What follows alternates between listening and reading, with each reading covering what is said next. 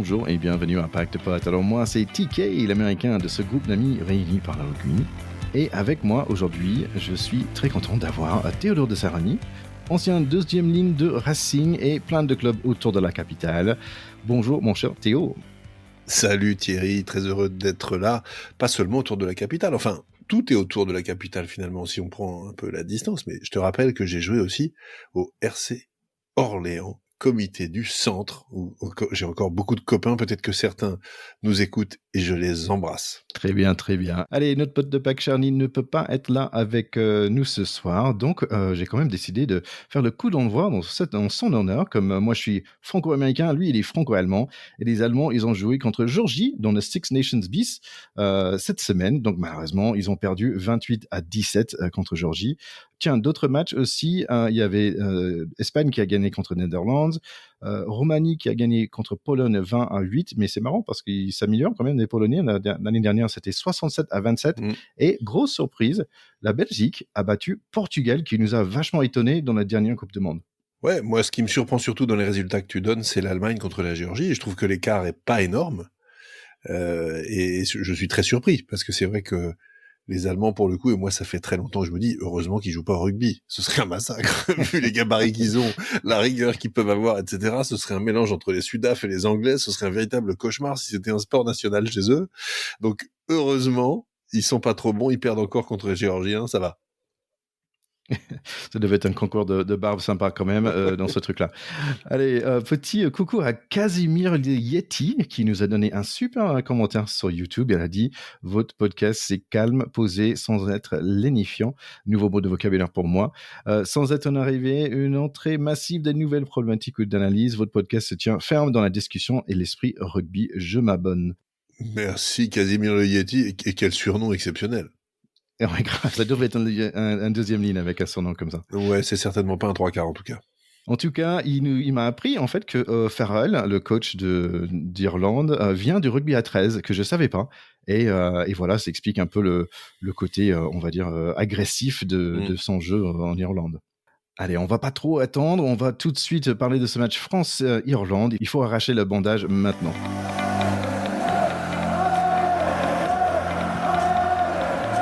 France-Irlande, c'était une belle vendredi soir à Marseille avec un public bien présent pour la Marseillaise a cappella, toujours un grand plaisir. Après la respiration collective, nous avons démarré ce match sans Sexton et sans Dupont. La France démarre fort avec un joli défense qui se transforme dans une attaque sur la côté droite. Ensuite, James Lowe intercepte le ballon et on est pénalisé. Et signe de force, l'Irlande ne prennent pas les points tout de suite, plutôt un penalty touche. Ça ne marche pas, mais c'est quand même eux qui marquent d'abord 3-0. Et William C. va s'asseoir un peu pour au moins 10 minutes. On souffre sans lui. Finalement, un pénalité contre eux et ballon pour nous pour pas longtemps. Le 4 vert joue bien malgré sa coupe de cheveux affreux. Lowe joue bien un pied, Aki perce sur Ramos et petit service sur le 9 Gibson Park. Donc c'est 10-0 à la 17e minute. On n'a jamais le ballon, donc c'est pourquoi on est déjà 47 plaquages en 20 minutes et quand on a le ballon, on la perd. Pour moi, le coup a l'air un peu à l'ouest, en attaque comme en défense. On a chaud quand même, Tad Furlong n'arrive pas à aplatir heureusement. Crowley loupe un pénalité facile, 3 points pour nous finalement par Ramos, peut-être le vent change. Et non, grosse séquence pour les Verts. Le 10 Crowley serve son deuxième ligne Berne qui marche plein centre sans être touché pour un essai 17-3. William Sayer attrape tous les cartons ce soir, deuxième jaune égale un rouge. Les Irlandais sont plutôt relax maintenant, les Bleus pas de tout. Et c'est pas beau quand même, 2 touches perdues, mais boum, à la sirène, finalement en action sympa pour nous. Pono est envoyé pour son essai 17-10 le mi-temps.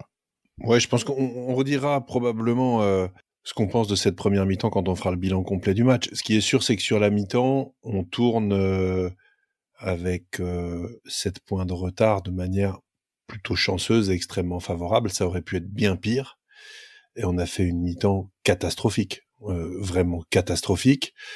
Je vais prendre 2 exemples parce que pour moi, c'est les deux moments les plus saillants de cette mi-temps. Le deuxième essai je crois que c'est Tagburn qui le marque. C'est un essai qui est inadmissible à haut niveau. Une attaque en première main sans aucun danger. Danty, je ne sais pas ce qu'il fout. C'est une défense de cadet première année avec le bras qui part en arrière comme une porte de saloon, être pris intérieur comme ça sur une attaque en première main au niveau international, pour moi c'est inexplicable. Je veux même pas l'accabler parce que je comprends pas ce qui peut se passer sur un moment comme ça, à ce moment d'un match de cette importance avec le maillot d'équipe nationale sur le dos. Pour moi, c'est une énigme totale. Et puis, alors le double jaune de William C. Les gens disent oui, il faut pas l'accabler, tout ça, etc. Si, il faut l'accabler. C'est lamentable et inadmissible. D'autant plus que le deuxième jaune est un rouge. S'il n'avait pris que le deuxième, il était rouge. Donc, ça veut dire que non seulement il se maîtrise pas dans l'engagement, il ne découvre pas quand même. Ça fait quand même un certain nombre d'années qu'on a ces règles-là. Et en plus, il retient pas la leçon. Il re-rentre, il refait la même. C'est inacceptable. Directement, ouais. Donc, que Fabien Galtier et ses copains n'aient pas envie de l'accabler, très bien, ils sont à l'intérieur du groupe. Nous, on est des observateurs extérieurs. Il faut utiliser les termes. C'est inacceptable. Parce que déjà, à 15 contre 15, c'est dur contre les Irlandais. À 15 contre 14, c'est limite injouable. Et la suite, on va. Je te laisse parler de la deuxième mi-temps, Thierry. Mais tu vois mon état d'esprit. Ouais, je le vois, je le comprends aussi.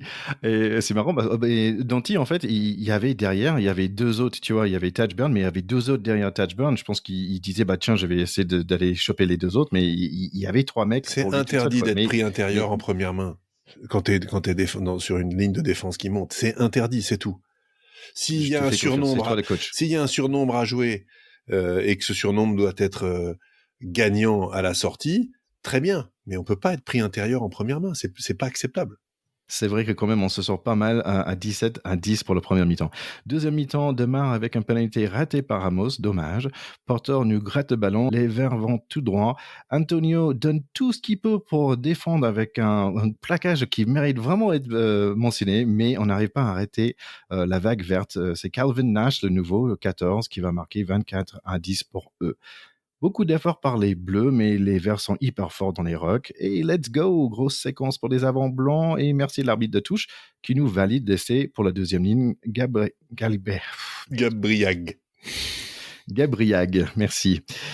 Et en bonus, carton jaune contre les Irlandais. Le relève est arrivé, changement de première ligne. Et voilà aussi un certain Poloso Tulagi.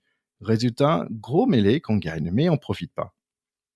Les Irish vont camper chez nous pendant un bon bout de temps et Dan Sheeran va marquer 31 à 17. Le Garrett qui fait un joli entrée, nous pique un ballon. Le numéro 4, McCarthy des Verts, il sort. Très très bon match par lui. C'était l'homme de match quand même pour son premier match. Louis Bielberry est arrivé aussi, il fait un peu de bien. Mais on n'arrive pas à surprendre les Irish. Dernier essai, c'est quand même pour eux. Le score final, c'est 38 à 17. Et je pense que on n'a pas besoin de lire l'équipe pour savoir qu'on n'était pas bon ce soir. C'est vraiment un match comme dans un cauchemar. Voilà, c'est-à-dire que on a vécu l'année dernière et on se rappelle notamment du match à Twickenham de cette équipe de France, oui et non, parce que c'était pas la même composition, mais il manquait évidemment des joueurs cadres dans l'équipe qui a joué vendredi.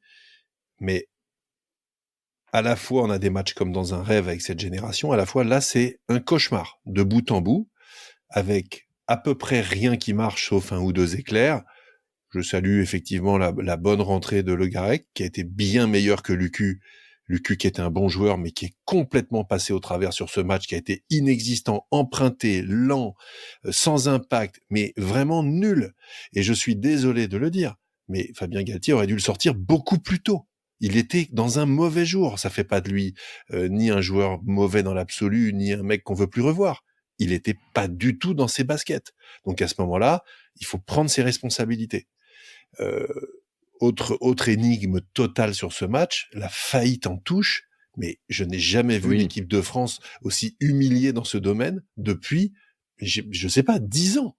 On n'a pas contré un seul ballon des Irlandais, ils ont dû nous en prendre 5 ou 6, ce qui fait qu'ils ont passé la soirée à faire des lancements de jeu, et c'est ce qu'ils font le mieux. Donc, et en plus, on fait le choix de pas sauter.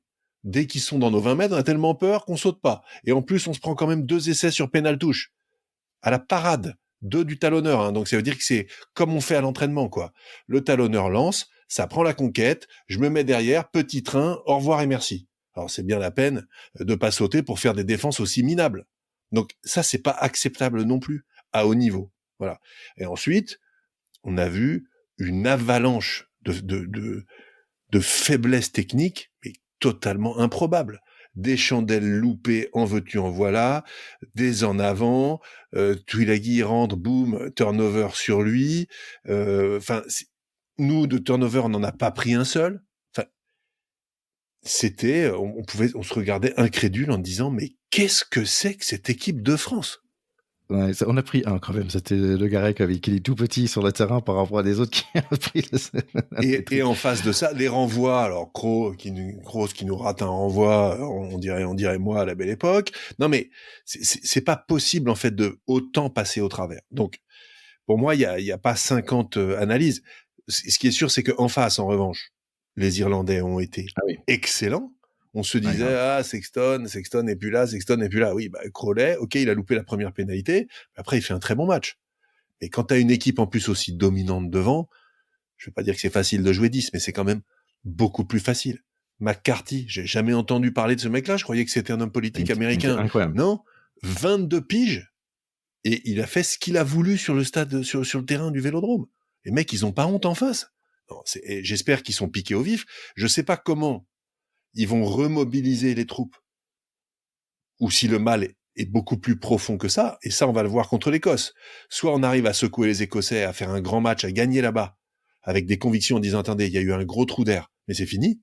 Parce qu'en fait, on est quand même cette grande équipe, même s'il nous manque des joueurs. Soit ça va être une soupe à la grimace. Et là, je suis très inquiet pour l'équipe de France sur l'année qui vient. Très, très inquiet. Oui, c'est super intéressant ce que tu dis, parce que si tu te souviens on a perdu du pont contre Namibie, et en fait, après ça, on avait super peur, en fait. On dit, ah, mais merde, on a joué contre Haïti, et quand même, ça reste dangereux. Et en fait, on a mis 60 pitch, tu vois. Donc, en fait, on est dans un moment super important, parce que l'effet de mettre 60 contre l'Italie, c'était énorme, et ça nous a redonné un certain confiance. Donc là, contre l'Écosse, il faut qu'on vraiment on le sort pour se prouver. Moi, C'est, ce qui m'a inquiété aussi, et ce qui continue de m'interpeller, c'est à nouveau, alors je l'avais dit la semaine dernière, hein, et il l'a répété, Thomas Ramos qui dit qu'on arrête de nous parler de la Coupe du Monde. Il nous fait une interview de sortie de match complètement surréaliste, où il nous dit arrêtons de parler de la Coupe du Monde, mais il commence par ça, personne ne lui en parle. Il dit juste, il a un regard totalement fuyant, et il nous dit mais non, mais maintenant c'est fini, nous on a envie de passer à autre chose, etc. Ouais, mais la vérité c'est qu'on n'est pas du tout passé à autre chose, parce que sur ce match catastrophique, on relève des travers qu'il y a eu à ce quart de finale où on a été éliminé, c'est-à-dire des erreurs techniques très inhabituelles. On va pas revenir sur le quart de finale, mais les 14 points qu'on donne en première mi-temps, quand on perd d'un point à la fin, c'est pas la peine de pleurer contre l'arbitrage et le complot du rugby britannique. On l'a perdu comme un grand, ce quart de finale. Et je suis désolé, Galtier ne nous a pas encore donné d'explication sur ce quart de finale perdu. Il fait comme si ça n'existait pas. Je suis pas d'accord avec cette approche, et c'est pas la peine de dire c'est fini, c'est loin. Non, c'est pas loin. Pourquoi on l'a perdu? Pour un certain nombre de raisons qui ont là été complètement mises en lumière, et 4 fois pire sur ce match-là. Je sais que bah, t'es pas d'accord, hein, Thierry. oui, bah, écoute, Mais moi, je suis colère parce que si tu veux, quand on se dit on avait une équipe excellente pour être sur le toit du monde, et quand 2 mois après une défaite, on se retrouve à perdre comme des peintres à la maison contre certes une bonne équipe d'Irlande, mais c'est quand même pas non plus une équipe imbattable. On les a déjà battus, on doit rivaliser avec eux. Ils nous ont foutu 20 pions chez nous en rigolant. Voilà. ouais. Et les mecs, ils sortaient, je suis persuadé qu'ils avaient le petit sourire en coin qu'on déteste. Ben moi, je supporte pas. Bah écoute, moi je trouve qu'il faut pas être alarmiste non plus, hein. En même temps, je sais pas comment on était favoris, parce que pour moi, bah il fallait se reprouver, Moi, j'ai pas se dit qu'on était re... favoris, tu te souviens, hein, Oui, non, mais oui, je sais. Mais tous les autres disaient que la France était favori. Pour Non. moi, on n'était pas forcément favori, parce qu'il fallait on se reprouve. En même temps, on a 2 pertes à la suite, 2 défaites à la suite, ce qui est assez étonnant pour cette équipe de France. Mais en même temps, on a 4 en 2 ans et demi quand même. Tu vois, on joue en 31 matchs, je pense qu'on est à 27 et 4 Ok, défaites. j'espère que c'est pas une nouvelle série qui démarre avec plus de défaites. Alors, ce qui est vrai, Ouais. c'est que on a quand même, on fait comme si c'était pas grave de pas avoir Antoine Dupont. Évidemment que c'est Ah, grave de pas avoir Antoine Dupont, c'est évident. Donc, moi, je continue de penser que c'est top qu'il fasse les Jeux Olympiques. Je pense que c'est une bonne décision. En revanche, Je trouve ça un peu curieux qu'il joue avec son club le même week-end que l'équipe de France, parce que il se prépare aux Jeux Olympiques, mais il arrive quand même à jouer à 15 avec le Stade Toulousain. Je comprends pas, Ouais, j'ai pas compris ça non plus. je comprends pas bien. Pour moi, c'est pas clair. Maintenant, il est pas là. Qu'est-ce que cette équipe est capable d'aller chercher comme leader, comme certitude, comme conviction, notamment en charnière et au centre du terrain par rapport à ce qu'on a vu là contre les Irlandais? Mais bon courage pour l'Écosse, parce qu'on va en parler après. Les Écossais, ils ont quand même une très belle équipe. Ils viennent de gagner au Pays de Galles d'un souffle, mais ça veut dire que eux, ils peuvent rêver au Grand Chelem. Ça fait, je sais pas combien de temps que ça leur est pas arrivé. Donc, ils ont pas du tout l'intention de perdre à Murrayfield contre nous. Donc, nous, est-ce qu'on y va à l'abattoir ou est-ce qu'on y va en se disant, attendez, les gars, ok, là, on s'est bien planté, mais attendez, vous allez voir qui c'est Raoul. Je suis très impatient de voir ce match. Alors, c'est qui, Raoul? Allez, c'est assez drôle parce que on a parlé la dernière fois, mais il fallait que je coupe au niveau de temps, mais on a dit qu'il y avait 56% des Français qui disaient qu'en gros, l'absence de Dupont aura peu d'impact sur le tournoi. Bah, c'est bien en fait parce que ça veut dire que 56% des Français commencent à penser comme des Américains de l'esprit positif, tu vois. Donc, Ouais, ça doit être ça. c'est... mais Mais franchement, là, Dupont, là, on reconnaît qu'il c'est juste un général sur le terrain. alors, il y Mais a bon, il ça. faut qu'on passe à l'autre match. Oui, mais il y a ça, Thierry, et moi, il y a quand même un point qui m'inquiète aussi, c'est quand je vois la performance d'un Bundy Aki, en particulier la qualité de son Ah oui. intervention sur le premier essai et le match qu'il fait par rapport à nos centres. Je suis désolé, mais Bundy Aki, il est en train de donner, même s'il est sans doute un peu le même âge qu'eux, un gros coup de vieux à Danty et Ficou. Parce que Danty et Ficou, qui sont tous les deux des grands joueurs, et on va pas les accabler, là, en termes de créativité offensive, excuse-moi, c'est quand même pathétique. Ils ont vraiment pas été bons du tout. Et si on Ouais, a on aussi avait peu de le ballon. conviction avec des petites courses en travers et des petits machins et des plaquages ratés au centre du terrain, bah les gars, s'ils y sont plus, je suis désolé, il faut laisser la place aux jeunes. Hein. Bah, C'est écoute, très pour moi, cruel, mais c'est comme ça le sport de haut niveau. Hein. on prend ce match-là, on le met dans le poubelle, on dit il y a plein de choses à apprendre, mais bon, en même temps, il faut passer à autre chose et surtout dans l'envie. Allez, il faut qu'on parle de Italie-Angleterre parce que ça, c'était un sacré match aussi. On est à Rome où la défense italienne est bien présente avec un grattage en 2 minutes. Les premiers points sont à 4 minutes pour le squadra, 3-0. Encore des fautes anglaises. Les Anglais, ils ont même pas le temps de chanter un Swing Low Sweet Chariot avant que Breaks casse tout. Monty Ione, Imenas et Cannone galopent et finalement offload pour le petit frère de Garbercy, 10-0 pour Italie. Balle aux Anglais, mais c'est pas si simple. Beaucoup de contests par les Italiens, 10-3. Contre-attaque anglaise, mais la défense est très rapidement en place. Grosse charge par le jeune 6 Roots Rock Reggae et Freeman qui se retrouve libre pour donner l'essai à Mr. Quotidien Elliot Daly. 10-8 pour ce match, c'est très sympa. Angleterre essaye de mettre leur patte sur le match, mais c'est plutôt Italie qui va le faire avec une belle essai des arrières à 25 minutes. Un des plus belles essais, surtout du week-end, et peut-être pour ceci nation. 17-8 pour Italie. Les Anglais toquent sur la porte, difficile à les repousser, mais la défense italienne reprend présent, bravo. Ford ajoute 3 points quand même, 11-17, et encore 3 points, 17-14 pour la première mi-temps. Deuxième mi-temps, Freeman puis Stewart montrent leurs jambes et c'est Mitchell, le 9, qui va marquer l'essai, 21-17 pour l'Angleterre, finalement. L'Angleterre continue à mettre des points, 24-17. Tiens, on voit Dan Cole avec 118 caps qui entre en jeu. D'ailleurs, les vieux Anglais ont fait des super matchs. Marler, par exemple, Jamie George, le capitaine, est un honneur avec 10 plaquages. Itoje qui était bien présent aussi. 27-17 à 70 minutes. Les Italiens sont un peu impuissants jusqu'aux dernières minutes où Monty Ione va marquer une très belle essai qui donne quand même le bonus défensif, 27-24 pour la fin du match. La semaine dernière, mon cher Théo, tu m'as dit qu'il fallait mesurer l'Italie contre les Anglais. Comment tu les trouves alors? Écoute, je vais être très honnête, j'ai pas vu le match en entier, j'en ai vu que des morceaux parce que j'étais avec mes petits U12 en tournoi. Voilà, donc Très bien. j'en ai vu un bout au clubhouse où j'ai bu un petit café après pendant qu'ils prenaient eux le goûter. Mais du coup, j'ai pas vu le match en entier. J'ai été très surpris par le score. J'ai vu que les Anglais ont été menés. Et je t'avais dit, bon, pour moi, il n'y a pas d'issue sur qui va gagner. La question, c'est le nombre de points d'écart. Donc, je me suis pas trompé sur qui a gagné. C'est bien les Anglais. Par contre, si moi, j'avais dû mettre un billet, j'aurais pas du tout parié sur un écart aussi étroit. Et donc, je trouve que c'est de très bon augure pour cette équipe d'Italie, parce qu'elle commence à rivaliser quand même avec les grosses écuries du tournoi de façon plus régulière. Tant mieux, tant mieux. Si elle pouvait rivaliser et puis gagner un peu plus et arrêter avec cette tradition de la cuillère de bois, moi j'en serais ravi pour eux. Et puis ça nous mettrait la pression à nous, parce que à ce rythme-là, ben, on va être moins bon que les Italiens si je vois la performance qu'on a fait contre les Irlandais. Bon, j'exagère, je suis un peu sévère, mais en tout cas, euh, moi je suis ravi qu'ils aient perdu d'aussi peu. Je suis très content que comptablement ils prennent un point de bonus défensif parce que c'est très bon pour le moral et sportivement c'est très juste. Donc voilà, chapeau à eux. Et maintenant, nous on attend de toute façon de voir les Anglais contre les Français, et c'est ça qui va être chaud au mois de mars. Ouais, je pense que ça va te chauffer Irlande parce que c'est le prochain match. T'imagines, tu démarres et Angleterre et puis Irlande, c'est un peu chaud. Moi, je trouvais c'était un match super sympa à regarder, surtout le premier mi-temps. Je trouvais un tout petit peu de dommage. Il manquait un peu de peps, je trouvais, par la public italienne. J'étais surpris parce que si c'était genre en Argentine ou en Géorgie qui menait, ils ont jamais battu les Anglais quand même, donc qui menait au mi-temps, j'attendais que ça soit un peu plus brillant. Euh, Les mais Anglais, sinon, ouais, les Italiens ont pas un public de rugby quand même. C'est pas un peuple très connaisseur. Ça reste un sport mineur chez eux.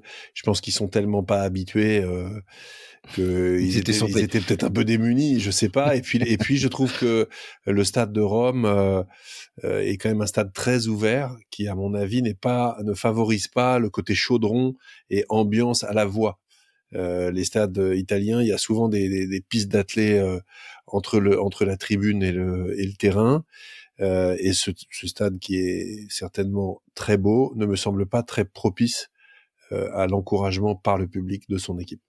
Ouais, parce qu'on a quand même entendu des Swing Low Sea Chariots, donc peut-être en Italie, il faut qu'ils chantent un peu plus quand même.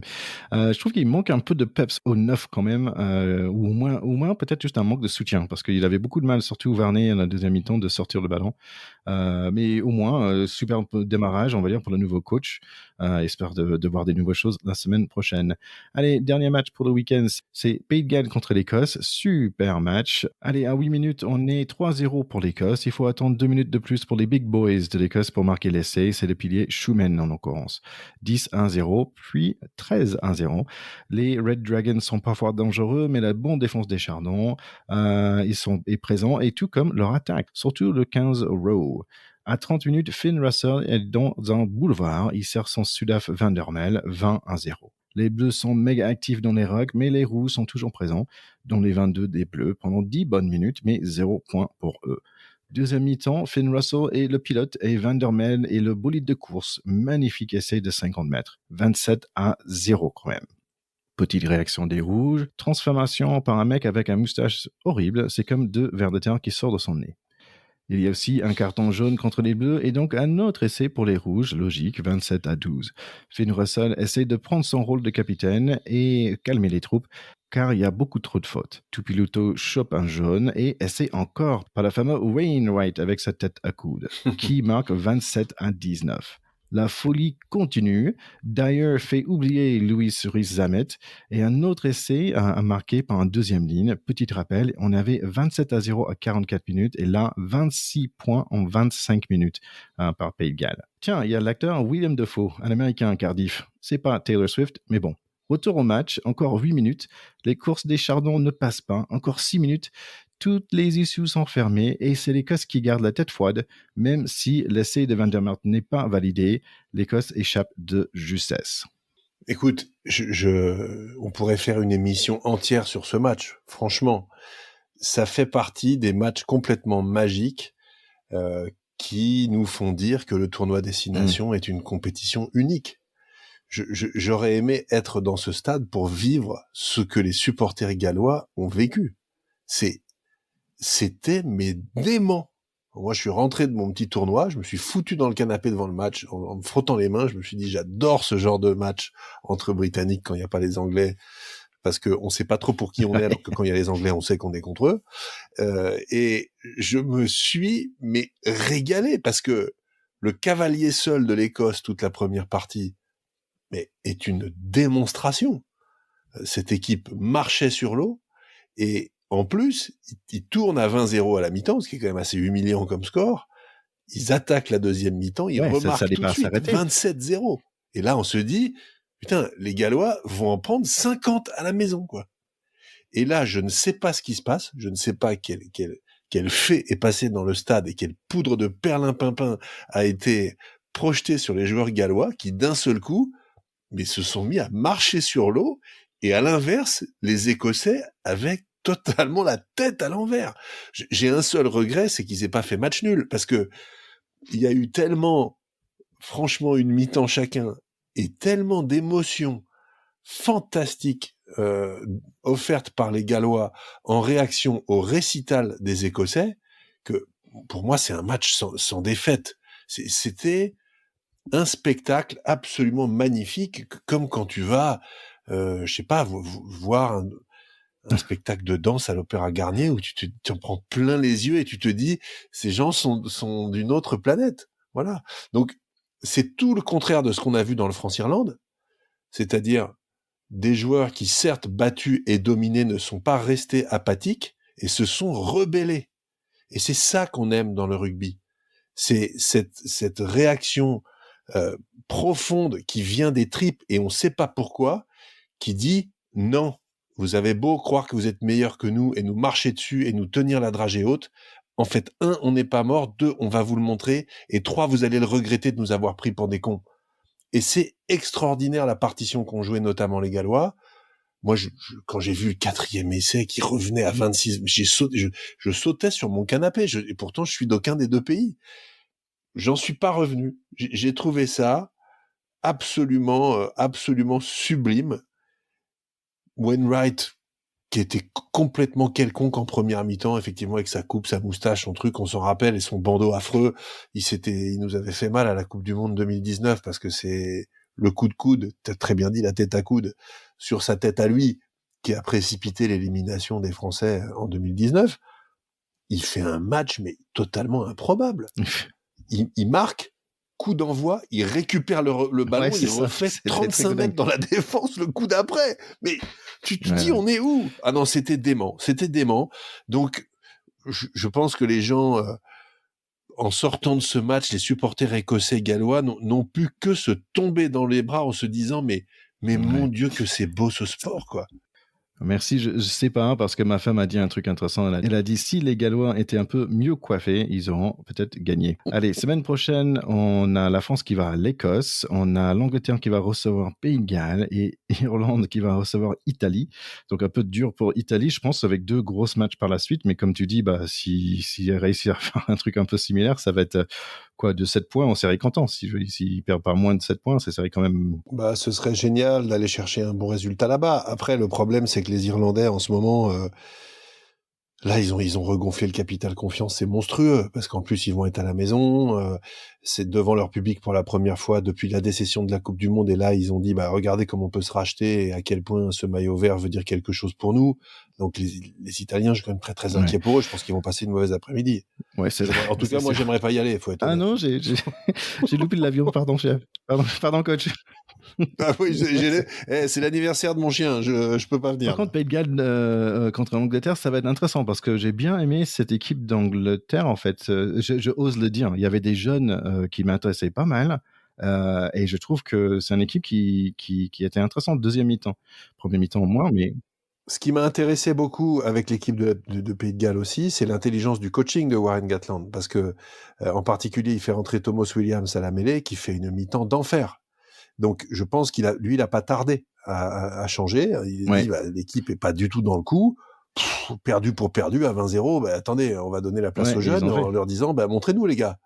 Si c'est pour vous si c'est à vous la place de titulaire, on va vous la donner, hein. Donc, je pense qu'il a été très malin. Maintenant, les Gallois, ils ont quand même leurs problèmes. Là, ils ont eu un sursaut d'orgueil extraordinaire. Est-ce qu'ils peuvent refaire ça? Souvent, j'en sais rien. Quoi qu'il en soit, c'est bien ces 15 mecs qui étaient sur le terrain qui ont fait cette remontada absolument incroyable. Ça va forcément leur donner un peu de confiance pour affronter les Anglais, parce qu'ils vont se dire, rien n'est impossible. On était mené 27-0. Et en fait, si on pense aussi à une autre équipe, à un autre match à nous contre l'Écosse, bah, l'Écosse, en fait, c'est pas un match où il peut sortir avec la tête haute non plus. Tu vois, ils ont bien joué la première mi-temps, mais après, ils ont peur quand même. Donc, c'est ça qui est fou, c'est que c'est vraiment un match à qui perd gagne, parce que je suis persuadé qu'en dépit de la défaite des Gallois, ils étaient d'une fierté infinie d'avoir fait ce qu'ils ont fait. Enfin, moi, j'aurais vécu ce match-là, je serais allé à la réception derrière bouffer mes trucs sans aucune honte. Alors que si j'avais été français là, j'aurais eu les boules et je serais été direct dans le bus. Mais là, j'aurais eu envie d'aller parler aux gens de ce match incroyable et de ce moment. Alors que les Écossais, on allait leur dire, bah les gars, 27-0, 27-26, mais qu'est-ce qui vous est arrivé là? En fait, c'était peut-être de la chance vos 27 points. Et eux, ils ont, à mon avis, beaucoup plus de doutes, finalement, que les Gallois qui se sont dit, on est capable de tout, nous, en fait, on n'a peur de rien. Mais par contre, Finn Russell, super, surtout en défense aussi, et je trouve qu'il est vraiment, c'est son année. Finn Russell a fait un super match. Il a fait un super match. En plus, il n'a pas Sexton en face, il n'a pas Farrell. Il a mené son attaque d'une main de maître.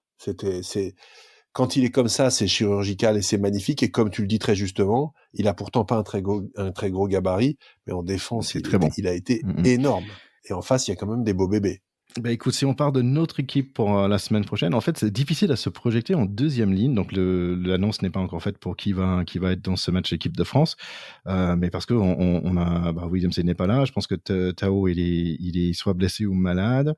Tiens, on a eu Wardy aussi qui s'est fait casser la poignée, il me semble. Ouais, il a l'air d'avoir une grosse blessure. Ouais, donc en fait, en deuxième ligne, on va être Woki peut-être et Tulagi. Donc, ça va être intéressant de voir Tulagi. Mais... Oui, ou Gabriag. Parce qu'il a fait un bon match, pour le coup. C'est un des seuls qui a fait un bon match. J'adore des histoires comme ça, des mecs qui reviennent après, je sais pas combien d'années. Tout à fait. C'est sympa. Oui, à mon avis, ça va être Woki Gabriag. Mais Woki, il a intérêt à montrer que il a digéré tout ça aussi. Parce qu'il a fait une rentrée assez quelconque dans une équipe qui était quelconque. On peut pas lui en vouloir. On sait qu'il a fait des grands matchs en équipe de France. Mais là, maintenant, il faut montrer. Moi, j'ai été assez frappé par Woki, dont j'avais lu une interview, je crois, avant la Coupe du Monde. Il disait, moi, le rugby, c'est pas vraiment ma passion. Je fais mes matchs, je fais mon boulot. Puis après, quand je retourne chez moi à la maison, je regarde pas le rugby. Ça m'intéresse pas tant que ça. J'avais été très, très surpris de ça.